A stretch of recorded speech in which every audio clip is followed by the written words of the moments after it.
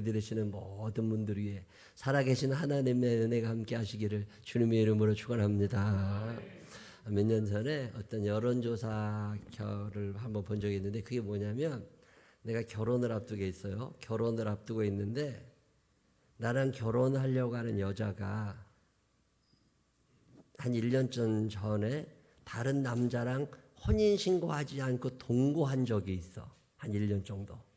그걸 알게 됐다면 내가 결혼을 하겠느냐라고 하는 조사였어요.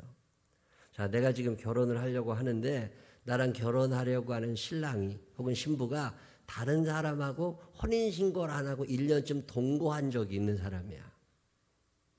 그럼 나는 결혼을 하겠다 안 하겠다 이거예요. 자, 내가 시어머니야. 우리 아들이 며느리감을 데리고 왔는데 알고 보니까 다른 사람이랑 살던 사람이야. 그럼 나는 이 결혼을 축복하겠다, 허락하지 않겠다 이거예요. 자, 여러분이라면 어떻게 하시겠어요? 그 조사 결과를 봤더니 그래도 결혼하겠다라고 하는 사람은 10%가 되지 않았습니다. 대부분의 사람들은 허락하지 않겠다. 똑같은 여론조사가 또 질문을 바꿔서 이렇게 했습니다. 결혼하기 전에 나는 할 수 있다면 동거를 해보고 싶다. 자, 여러분 어떠세요? 할 수 있다면 나는 동거를 해보고 싶다 라고 물었더니 70% 이상이 해보고 싶다고 적었어요. 이 얘기는 무슨 얘기냐면 남들은 안 돼. 그렇지만 나는 해보고 싶어. 이게 그 대부분의 생각이었고요. 또 하나 그 여론조사에서 평가한 것 중에 하나가 뭐냐면 죄에 대한 개념이 점점 사라져 간다는 거예요. 옛날에는 그게 안 된 것이었는데 이제는 되는 쪽으로 사람들의 여론몰이를 해나가면 분명히 하나님이 거절하시는 것인 줄 알면서도 괜찮을 수 있어. 이런 생각들을 하게 되는데 청소년들에게 아주 안 좋은 영향을 줄 수 있다는 거고, 더 근본적인 것은 가정이 무너져 갈 수 있다는 거예요. 하나님께서 창세기 1장, 2장, 3장, 4장에 천지와 만물을 지으시잖아요. 나무도 만드시고 새도 만드시고 해와 달과 별을 바다와 육지를 다 만드실 때 정성껏 만드시는데 제일 정성들이 만드신 게 있다면 그것은 가정입니다. 남자를 만드시고 여자를 만드시고 하나님의 마음이 그 가정에 있었어요. 이걸 알고 있는 마귀가 가정을 파괴해 나가기를 시작합니다. 형제간의 싸움을 일으켜서 형이 동생을 죽이게 만들고 니므롯이라고 하는 나쁜 놈 하나를 만들어내면서 폭력이 일삼아지는 세상을 만들고 부부간에 서로 미워하게 하고 약육강식의 시대를 만들면서 힘이 약한 사람들, 여자들, 어린아이들, 어르신들을 소유하려고 하는 폭력의 대상이 되는 가정을 점점 파괴해가는 마귀의 이야기가 창세기를 통해서 나옵니다. 가정에 들 5월이 되면 목사님들이 가정에 대한 말씀을 준비하시다가 늘 고민에 빠지고 한 번은 그러세요. 할 얘기가 없대. 이혼하지 말라고 설교를 하려고 보니까 이혼한 사람이 너무 많고, 효도하라고 얘기를 하려고 보니까 이미 효도를 포기한 사람들도 많이 앉아있고, 자녀 교육을 똑바로 시키라고 말씀을 전하려고 보니까 애들을 포기한 사람들이 너무 많아가지고 이게 무슨 말씀을 전해야 될지를 모르겠다고. 제가 그랬습니다. 눈치 보지 말고 시키는 하나님 말씀이면 그냥 다 전하라고. 시험 들 사람 시험 들으라고 그러고.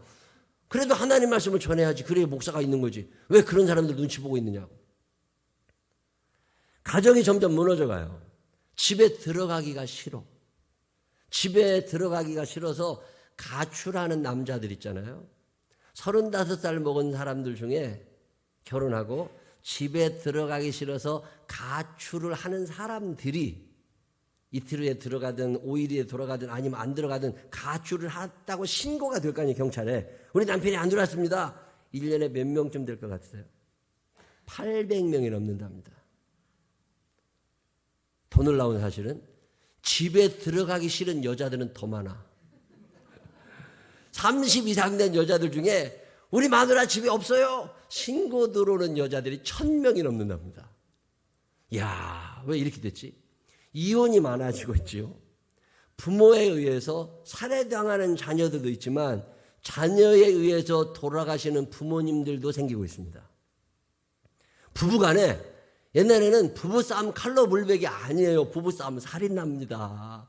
절대 큰일 나. 까불면 안 된다니까. 요즘에 남자들에게 부탁해요. 힘 떨어진 줄 알거들랑 절대 대들지 마. 지난주 뉴스 보셨어요? 평택에서 60 먹은 할아버지가 술 먹고 와가지고 주정 부린다고 할머니가 벽돌로 머리 깨 죽였어. 와, 술 드시더라도 깨고 집에 들어가. 이게 깨기 전에 들어갔다가 벽돌 깨진다니까. 그러니까 남편은 죽고 부인은 감옥에 들어가고 애들은 뭐예요, 자녀들은. 이게 지금요, 마귀라는 놈이 가정을 무너뜨리려고 현안이 되어 있습니다. 마귀는 학원을 무너뜨리지 않아요. 마귀는 정부 아닙니다. 마귀가 무너뜨리고 싶은 건 가정과 교회잖아요. 하나님이 거기에 마음을 두고 계시니까. 가정을 파괴하기 위해서 마귀가 돈을 사용하고 술을 사용하고 도박을 사용하고 폭력을 사용하고 정욕을 사용하고 미움을 사용하고 다 절망하게 하고 가정이 무너져가고 있다고. 나는 자연인이다 이런 텔레비 프로 있더만요. 남자들이 세상을 떠나서 도 닦는 사람처럼 산에 가서 혼자 거기서 사는 사람들 얘기해요. 그런 사람 몇이나 되겠나? 뭐 금방 끝나겠지. 야, 우리나라 산들에요. 혼자 사는 남자들이 어마어마하게 많더만요. 남편들이 혹시 그거 잘 보고 있거들랑 빨리 채널 돌려요.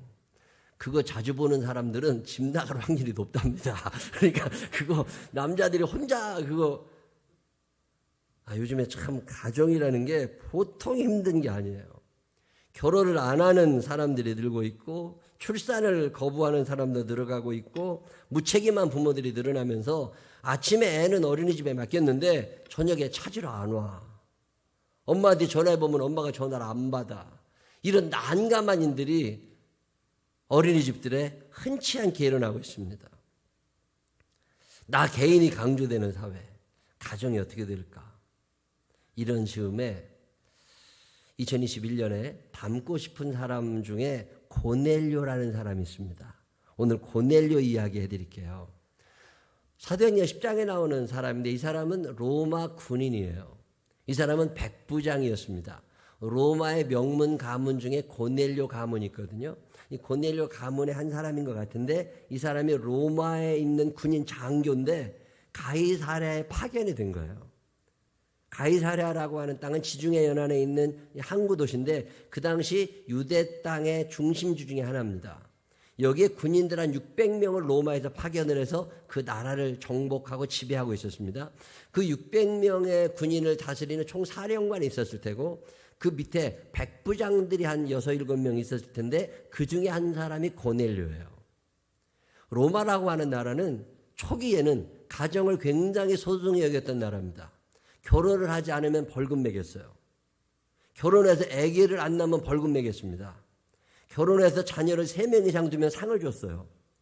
로마가 가정을 굉장히 소중히 여겼었는데 세월이 지나면서 전쟁이 점점 많아지면서 남자들이 가정을 지키지를 못했습니다.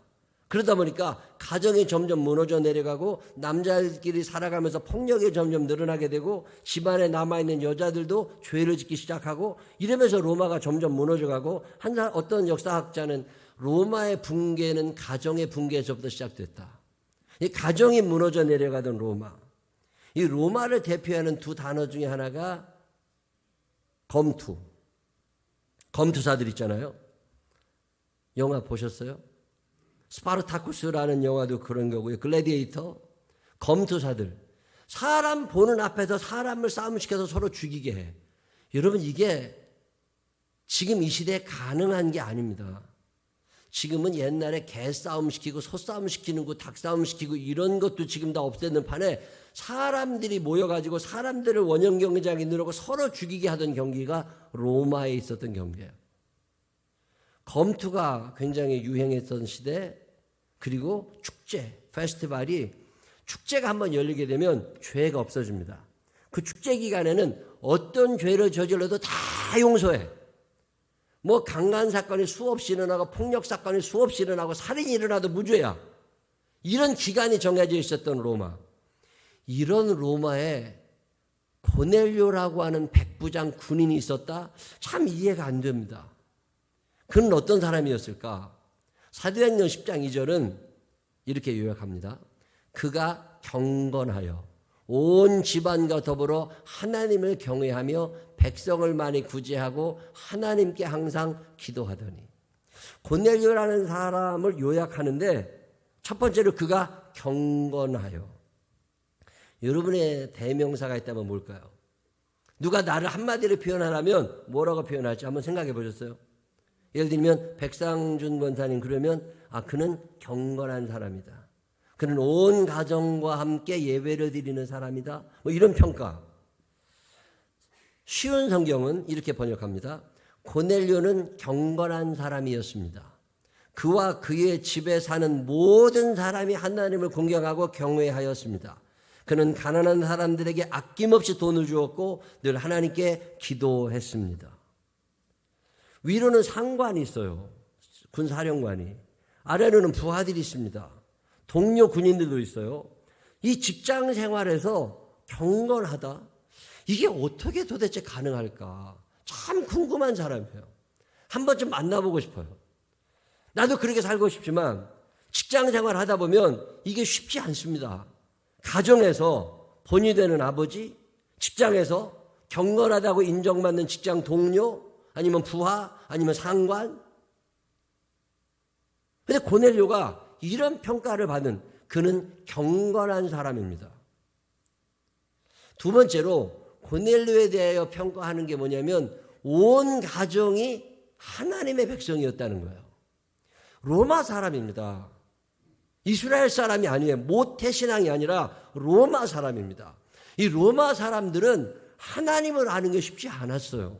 특별히 어떻게 남자 고넬료가 전쟁터를 돌아다니면서 그 위험한 상황 속에서 하나님을 간절히 찾아왔을 수는 있지만 꼬박꼬박 돈 보내주는 남편 멀리 보내놓고 혼자 집에 있는 여자가 신앙생활 한다는 게 쉬운 게 아닙니다. 남자가 믿음이 좋은데 안 믿는 여자랑 결혼을 하게 되면 그 여자가 교회를 잘 다닐 확률이 몇 프로나 될까요? 만약에 우리 교회에 믿음 좋은 청년이 있어. 믿음 좋은 청년이 안 믿는 여자랑 사겨. 그래서 결혼을 하겠다고 왔어. 자, 결혼을 했어요. 자, 이 남자는 모태신앙인이라 교회를 다닐 수 있어요. 자, 여자를 전도할 수 있는 확률이 몇 프로나 될까요? 제가 볼 때는 20% 되지 않습니다. 자, 이 여자가 집사님이 될 가능성이 있느냐? 이 여자가 권사님이 될 가능성이 있느냐라고 물으면 저는 거의 0%라고 얘기합니다. 남자가 여자를 전도해서 가족을 구원한다는 일이 쉽지 않아요. 남자들은 점점 힘이 떨어져가는 시대를 산다잖아요. 지금은 여성 시대잖아요. 우리 교회도 여자분들이 많은데 여자분들에게 부탁하고 싶은 건 남자들을 불쌍히 여기시기 바랍니다. 이게 대우를 못 받아. 점점 무서운 사람들하고만 산대잖아요. 벽돌로 깐다니까 지금. 집에 벽돌 있나 봐. 그래서 빨리 치워놔야지. 그리고 여자들은요 늘 칼을 쓰잖아요. 이 칼 쓸 때마다 심장 떨릴 만한 일들이 일어나지 조심해야 돼. 요즘에 여자들 무서워졌어요. 믿음 좋은 여자는 남편을 구원할 가능성이 높습니다. 그래서 믿음 좋은 여자들은 믿지 않는 남자랑 결혼을 해도 그 남편이 집사가 되고 권사가 되고 장로가 되는 경우가 허다하고 우리 교회에도 많은 사람들이 그러고 있어요. 근데 남자가 부인을 전도한 예는 거의 없습니다. 근데 고넬료라는 남자는 부인을 전도한 거야. 야, 이게 웬일? 부인만 전도한 게 아닙니다. 애들도 다 예수님 믿고 그 집안에 있는 하인도 예수를 믿고 그 집안에서 같이 일하는 부하들도 예수를 믿는다는 거야. 야, 이게 어떻게 가능하냐? 가족 구원 때문에 고민하시는 분들이 의외로 많습니다. 나는 믿음 생활 잘하는데 아들이 안 나와. 아들은 교회를 다니는데 며느리가 안 나와. 결국은 예수를 안 믿게 돼. 어떻게 해야 되나 고민하시는 분들에게 전해드리고 싶은 이야기가 하나 있습니다. 며칠 전에 리더스 다이제스트 거기에 보니까 어떤 얘기가 있느냐면 어떤 젊은 여자가 철이 없어가지고 어떤 남자랑 눈이 맞아 살면서 애 셋을 낳았어요. 애 셋을 낳고 살다가 남자가 힘드니까 도망가 버렸어. 이혼했습니다. 애 셋 낳은 여자가 이 애를 기르다 보니까 자기도 힘든 중에 어떤 남자하고 또 눈이 맞아가지고 다른 남자랑 또 살게 됐어. 그 남자랑 살면서 애 셋을 또 낳았어. 그래가지고 애가 6이 됐어. 그리고 6을 키우다 보니까 이 남자도 힘들어. 그래서 남자가 또 도망가 버렸어. 그래가지고 혼자서 애 6을 기르다 보니까 이거 안 되겠거든요. 그러던 중에 또 어떤 남자를 새겨가지고 그 남자랑 또 살면서 애 2을 더 낳았어. 그래서 애가 8이야. 근데 애 8을 키우면서 암에 걸렸어요. 부인이 암에 걸리니까 3번째 남편이 이혼하고 나가버렸어요. 애 8이 남았는데 여자는 암에 걸려 죽어갑니다. 이 얘기가 뉴스 나갔더니요. 어떤 사람이 그 애 중에 하나를 내가 입양하겠습니다. 어떤 사람이 그 애 중에 한 명을 내가 입양하겠습니다. 그런 얘기가 들리니까 이 엄마가 죽어가면서 우리 애들이 강아지도 아니고 이 집 저 집으로 분양하는 것도 아니고 이게 뭔 짓이냐. 그래가지고 포기. 애 입양 안 해. 그리고 너희들끼리 살아.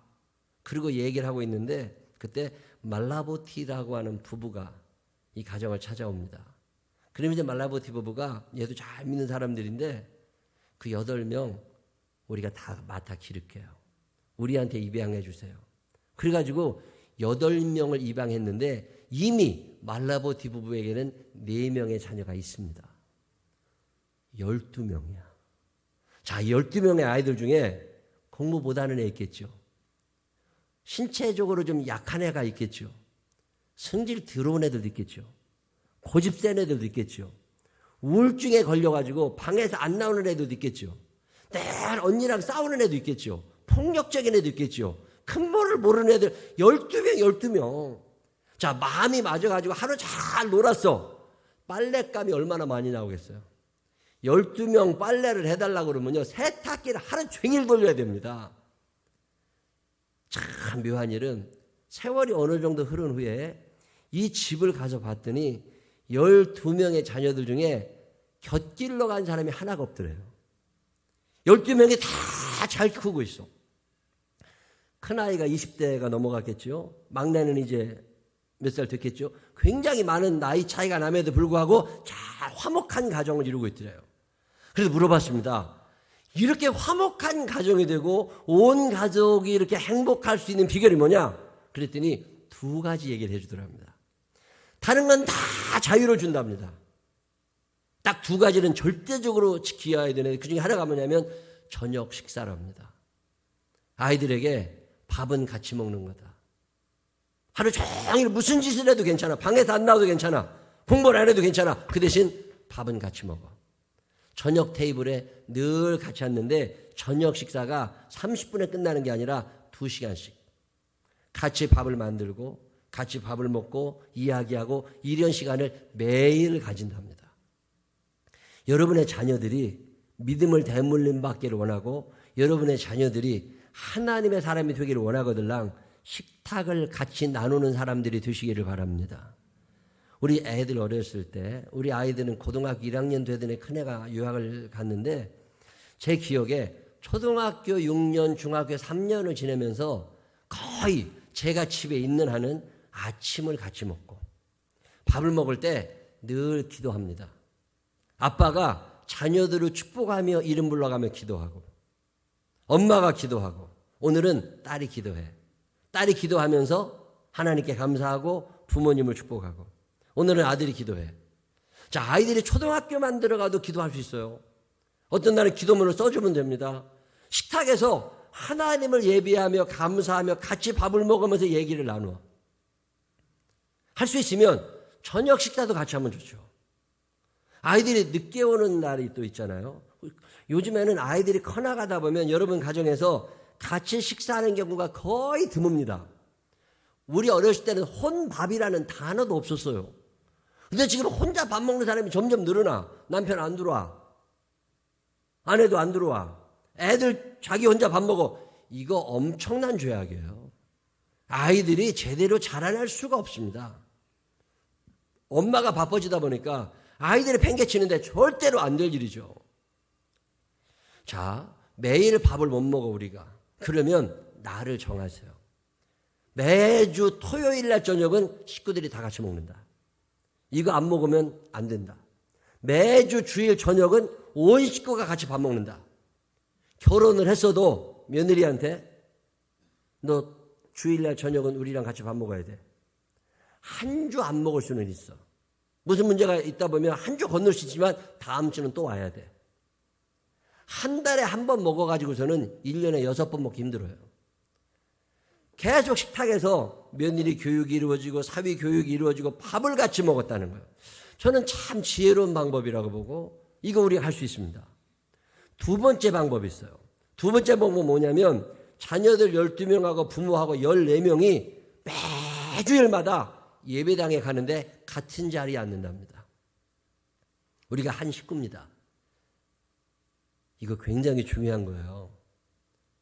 교회는 와 있는데 따로따로 앉는 게 아니라 의자 한 3줄 14명이 늘 같이 앉아가지고 예배를 드리며 우리를 하나로 묶으신 하나님 감사합니다. 아버지는 다 달라. 엄마도 달라졌어. 그래도 우리는 하나님의 자녀들입니다. 하나님이라는 공통 분모 앞에서 우리는 한 식구입니다. 자, 여러분들 일주일에 한 번 정도라도 자녀들을 축복하며 식사하는 시간 가지고 계신가요? 믿음이 대물림되는 게 참 어려운데 이 고넬료의 가정은 이게 있었다는 거예요. 고넬료의 가정은 함께 예배드리며 함께 식사하면서 함께 하나님을 바라보는 거죠. 고넬료가 경건하지 않을 수가 없습니다.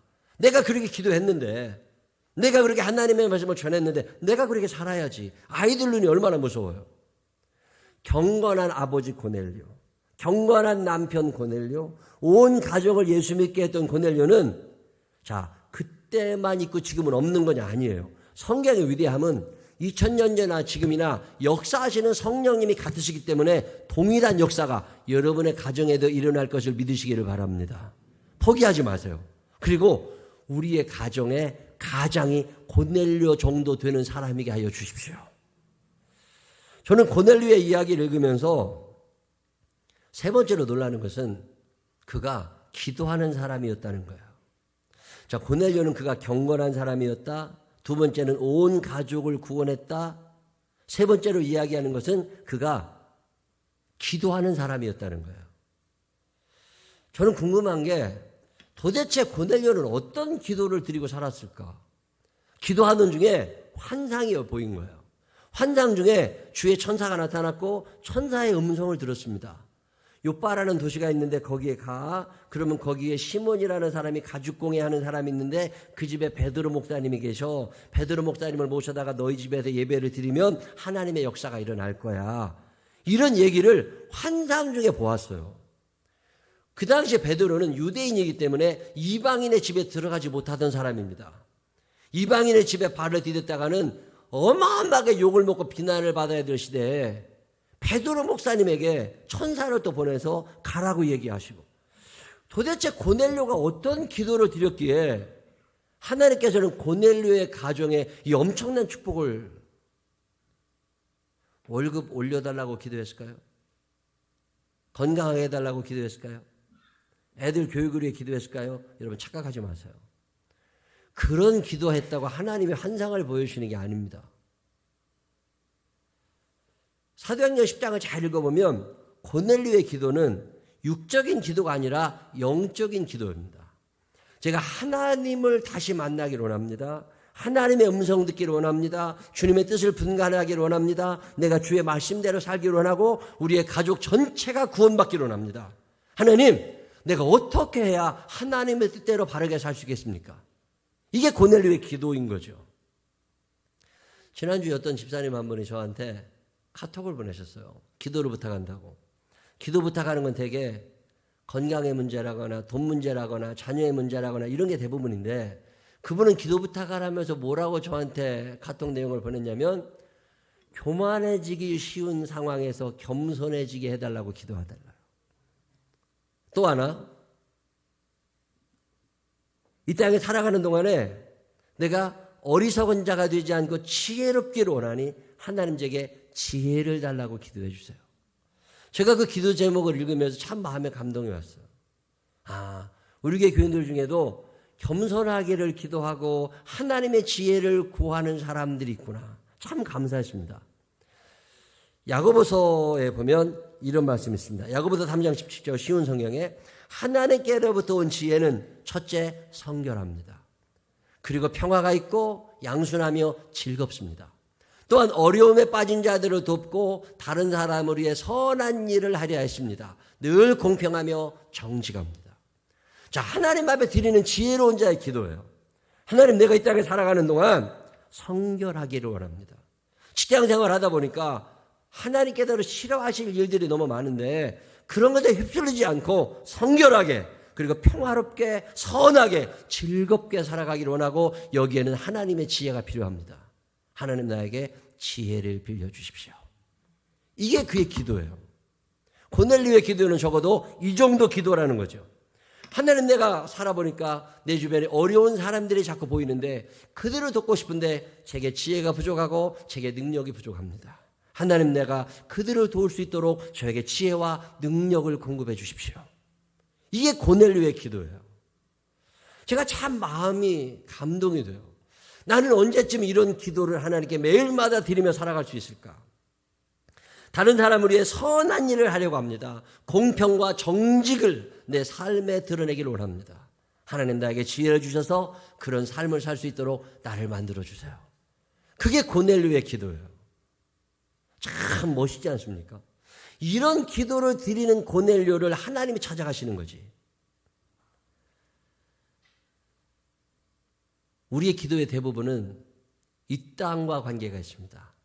근데 경건한 사람들의 기도는 하늘의 보화를 바라다 보면서 하늘과 관계가 있고, 그리고 이 땅에 살아가는 동안 하나님 사랑, 이웃 사랑을 어떻게 해야 될까를 고민하며 하나님 앞에 지혜를 구하는 기도잖아. 저는 우리 생명나무 교회에 이런 수준 있는 기도를 드리는 고넬료의 후손들이 많아지게 되시기를 주의 이름으로 축원합니다. 참 닮고 싶어요. 자, 사도행전 10장 2절은 고넬료를 네 가지로 설명해요. 첫째, 그가 어떤 사람이었다고요? 경건한 사람이었다. 두 번째, 그가 어떤 사람이었다고요? 아내와 자녀들과 부하들까지 다 예수 믿게 만든 사람이에요. 그가 세 번째는 어떤 사람입니까? 깊은 기도, 성경적 기도를 하던 사람입니다. 그리고 하나 더 소개하고 있는 건 뭐냐면 그가 구제하는 사람이었다는 거예요. 어려운 사람들을 늘 돕고 싶어 했대요. 나누어 주고 싶어 했대요. 예수를 믿는다는 건 사랑하며 사는 거잖아. 근데 사랑하며 사는 거, 도와주는 거, 이거 배워서 되는 게 아닙니다. 어렸을 때 몸에 익어야 돼요. 가르쳐서 되기 전에 부모님들이 그렇게 사는 걸 봐야 됩니다. 그래야 자연스럽게 남을 도와주게 되고 자연스럽게 하나님의 성품을 닮은 사람으로 자라납니다. 제가 목회를 처음 시작하고서 전도사 돈 5만 원도 없고 통장 잔고 10,000원이 되지 않고 살 때 늘 연말이면 우리 어머님이 전화하셔가지고 돈 갖고 오라고. 내 통장에 10,000원 있어, 엄마. 그거라도 갖고 와. 아니면 꼬서라도 5만 원 맞춰 갖고 와. 꼭 돈을 내놓으라고 우리 엄마가. 그래서 엄마한테 돈을 갖다 줘요. 벌금 내듯이 갖다가 주면 나한테만 전화한 게 아니라 우리 형한테도 전화하고 내 동생한테도 전화해서 돈을 다 받아. 당신이 거기다 돈을 보태가지고 1년을 살아오는 동안 당신 주변에 제일 힘들어 보였던 사람에게 그 돈을 갖다 주셨어요. 제가 그걸 보고 살았거든요. 남을 도울 때도 오른손이 하는 일을 왼손이 모르게 해야 될 때가 있지만 지혜롭게 자녀들을 교육할 필요가 있습니다. 자, 세뱃돈을 받았어요, 애들이. 세뱃돈을 받아가지고 갑자기 20만 원이 생겼어. 그러면 부모님이 적어도 그 중에 11조를 가르쳐야 돼요. 그리고 나서 그 중에 한 20%는 다시 내놔. 왜? 동기가 있잖아요. 이번에 명절에, 이 구정의 이 명절에 우리보다 힘든 아이들이 있고 힘든 사람들이 있고 세배하고 싶어도 부모님이 안 계신 사람들이 있을 거 아니니. 그 아이들에게 우리가 뭔가 따뜻한 먹을 거라도 갖다 주자. 그 아들, 딸의 세뱃돈을 털어가지고서 그걸 갖고 자녀들과 더불어서 누군가를 매년 도와준다면 하나님이 얼마나 좋아하시겠어요. 그게 예수 믿는 거예요. 그게 구제하며 사는 거예요. 제가 대학교 다닐 때 그때 데모가 많았던 시절에 우리는 대학을 다녔는데 그때 데모하다가 어떤 애가 서대문 경찰서에 잡혀갔어요. 후배인데 서대문 경찰서에 갔더니 얘가 마라톤 하다가 잡혀와가지고 반바지 입고 런닝 하나 입고 거기서 유치장에서 벌벌 떨고 있는 거야. 근데 갑자기 내 마음속에 왠지 쟤를 옷을 줘야 될 것 같아. 제가 그때 맨투맨티 노란색 타월 기지 내 일생에 그렇게 좋은 옷 처음 입어봤어. 그 옷을 입고 간 날인데 하필 그날. 그래서요 내가 그 후배한테 옷을 벗어줬어요. 내 옷을 벗어줬다고. 그리고 런닝 하나 입고 버스를 탔어. 런닝 입고 버스 타보신 분 계셔? 내가 이런 사람이에요. 런닝을 입고 버스를 탔는데 그것도 2번 갈아타야 집에 가잖아. 버스 2번 갈아타는 동안 런닝 하나, 하얀색 런닝 하나 입고서 무슨 레슬링 선수처럼 그리고 입고서 버스에서 내려서도 걸어와야 되잖아. 동네를 런닝 하나 입고서. 그리고 집에 왔어요. 우리 엄마가 너 그 옷을 어디다 벗어두고 그걸 끼워. 아니 내가 오늘 유치장에 갔는데 우리 후배가 떨고 있길래 그거 벗어주고 왔다고 그랬더니 잘했다고. 어렸을 때부터 이게 몸에 익어야 돼요. 제 초등학교 기억에 우리 어머니하고 아버지하고 우리 형제들 같이 살 때 겨울에 옛날 어렸을 때 내 여동생이 아주 두꺼운 털옷 단추 이따만한 거 그거 엄마가 사주셨거든요. 그렇게 비싼 옷을 사가지고 탁 입고 엄마랑 같이 시장을 갔다가 시장에서 돌아올 때 거기에 그 애가 그지가 애 데리고 있는데 그 애가 옷이 없다고 우리 엄마가 그거 벗어주라고 그래가지고서 얼마나 아깝겠어 초등학교 애가. 근데 그걸 벗어주고 온 거야. 근데 이 남 도와주는 거 있잖아요. 이거는 말로 하는 게 아니에요. 어렸을 때부터 몸에 익어야 돼요.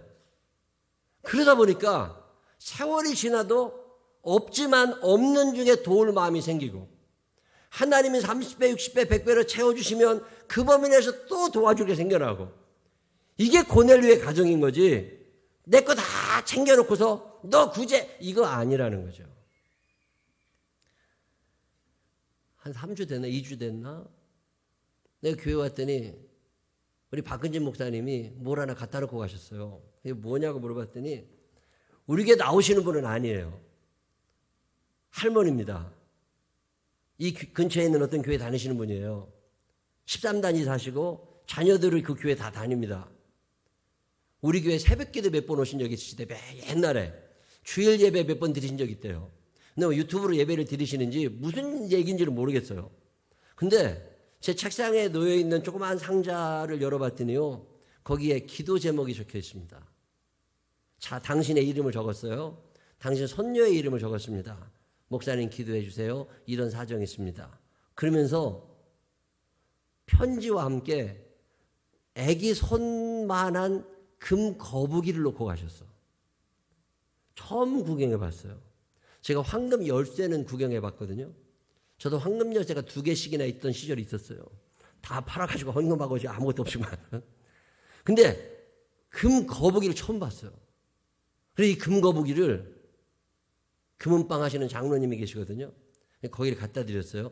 이거 얼마나 되느냐고 그랬더니 이렇게 보시더니 이거 500만 원은 되겠는데요. 그래서 장로님 이거 갖다가 팔아가지고 돈으로 우리 교회 통장에 입금해 주시라고. 그랬더니 교회 통장에 510만 원을 입금하셨어.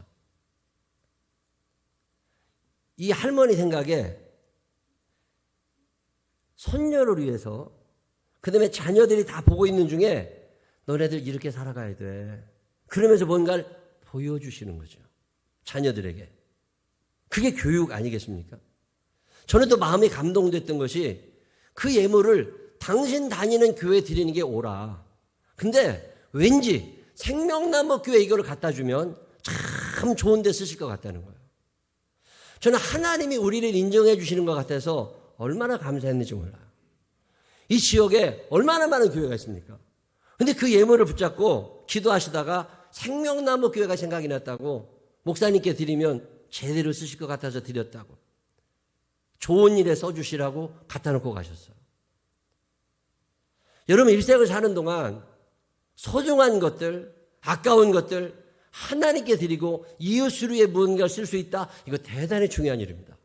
고넬료라는 사람의 위대함이 여기에 있습니다. 나 혼자 잘 믿은 게 아니에요. 그가 얼마나 경건하게 살았는지 다른 군인들하고는 달라. 비교의 대상이 아니야. 그래서 그 아내가 감동을 받고 자녀들이 감동을 받고 부하가 감동을 받고 그래서 온 가족이 다 예수를 믿게 되고 그들이 함께 힘을 모아서 구제 사역에 열심을 내고 경건하게 살던 사람들, 그리고 남다른 깊은 영적인 기도를 드리며 살던 사람들, 이 사람들이 고넬료라면 이런 고넬료의 가문은 2000년 전에 딱 한 번 있다 없어지는 게 아닙니다. 오늘 생명나무 교회에도 이런 가문들이 일어나게 될 줄로 믿으시기를 바랍니다. 자, 사도행전 10장 2절에 성경 말씀에 이렇게 적혀 있습니다. 그가 경건하여. 자, 그 그라는 단어 앞에 자기의 이름을 넣어보세요. 백상준이 경건하여, 이민상이 경건하여, 인예찬이 경건하여, 온 지방과 더불어 하나님을 경외하며 백성을 많이 구제하고 하나님께 항상 기도하더니 하나님의 천사가 나타났고 그의 기도 제목이 하나님 앞에 올려지고 기적이 일어나게 되고 이방인 집에 들어오지 못했던 베드로가 이방인 집에 찾아와서 이방인에게도 구원이 있다고 선포하는 이야기가 사도행전 10장에 나옵니다. 고넬료가 아니었다면 이 사도행전 10장이 없어졌을 거예요. 어마어마한 역사를 이루었던 고넬료. 우리 생명나무 교회에도 이런 고넬료 닮은 사람들이 많아지게 되시기를 주의 이름으로 축원합니다. 여러분 남편을 위하여 기도하세요. 그 남편을 위하여 기도하실 때 주민등록 등본에 이름만 맨 위에 있지 않게 하여 주옵시고 우리 남편이 경건하게 하여 주옵소서. 온 가족을 예수 믿게 하는 사람 되게 하여 주옵소서. 깊은 기도가 있는 사람, 그리고 온 가족이 함께 구제할 수 있는 그런 남편이 되게 하여 주옵소서. 여러분 연말에 보너스를 타고 여름에 휴가 보너스를 받고 그럴 때 구제할 생각 해보셨어요? 오늘 성경은 우리들에게 참다운 가정 하나를 소개하고 있습니다. 요즘에는 여자분들이 가장인 경우가 더 많잖아요. 우리 엄마는 경건한 사람이야. 우리 엄마는 기도가 참 깊은 사람이야. 우리 엄마는 우리들의 것을 다 모아서 구제하는 데 열심히 있는 엄마야. 예수 믿으라고 안 해도 하나님이 기억하시고 온 가족을 구원하지 않겠습니까? 우리 생명나무 교회에 이런 명문 가문들이 많아지게 되시기를 주의 이름으로 축원합니다. 기도하십시다. 좋으신 아버지 하나님, 부럽습니다. 고넬료가 되고 싶고 닮아보고 싶습니다. 세상에 푹 빠져서 세상에서 잘 살려고만 바둥거리지 않게 하여 주시옵시고 천국을 바라다 보면서 가정을 행복하게 만들고 가정을 통하여 주시는 기쁨과 가정을 통하여 주시는 행복을 누리며 사는 우리들이 되게 하여 주시옵소서. 가정이 무너져가는 시대를 살지만 우리 생명나무 교회 가정들은 든든히 서게 하여 주시옵시고 성령님의 도우심 가운데 자녀들의 입에서, 아내의 입에서, 남편의 입에서 배우자를, 부모를 칭찬하고 높이는, 존경하는 고넬료의 가풍이 우리들에게도 이어지게 하여 주옵소서. 도우실 주님을 찬양합니다.